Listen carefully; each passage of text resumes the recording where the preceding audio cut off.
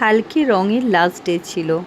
প্রথম দুদিন আমার প্রচণ্ড শরীর খারাপের জন্য আমি আন্টির সঙ্গে দেখা করতে যাইনি, কিন্তু এত কাছাকাছি আন্টি এসছে, আমি যাব না এটা তো হতেই পারে না। তাই প্রচণ্ড শরীর খারাপ নিয়েও আমি আন্টির সঙ্গে দেখা করতে গেলাম।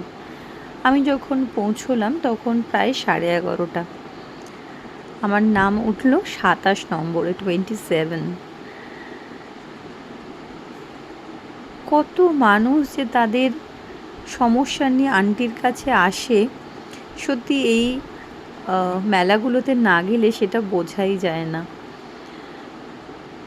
আন্টি কিন্তু সবার কথা কত মিষ্টিভাবে ঠান্ডা মাথায় শুনছিল, আর এত সুন্দরভাবে রেমেডি দিচ্ছিল, সেগুলো তো বলার কথাই নয়। আর সবচেয়ে বড় কথা, আন্টির কাছে গিয়ে দাঁড়ালেই তো আমার মনে হয় যেন আমার অর্ধেক সমস্যার সমাধান তখনই হয়ে গেছে ওই মিষ্টি মানুষটাকে দেখে। আমি 11:30টায় নাম লিখিয়ে আন্টির কাছে আলটিমেটলি দেখাতে পারলাম তখন বেলা 3টে। তারও কিছু পরে আমাদের সঙ্গে আরও কয়েকজন আসার কথা ছিল, তারা এসে জয়েন করলো। তো আমরা প্রায় 5:30 অবধি ওখানে ছিলাম।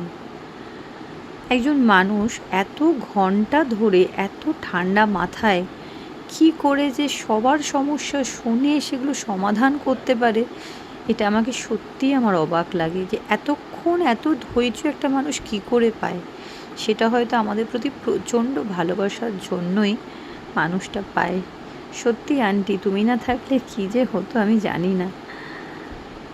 আচ্ছা, তোমার ভালোবাসাই বোধহয় আমাকে নর্মাল জীবনে ফিরিয়ে এনেছে। Thank you aunty. এটা 2 সোনাই এর দিদির ছেলে।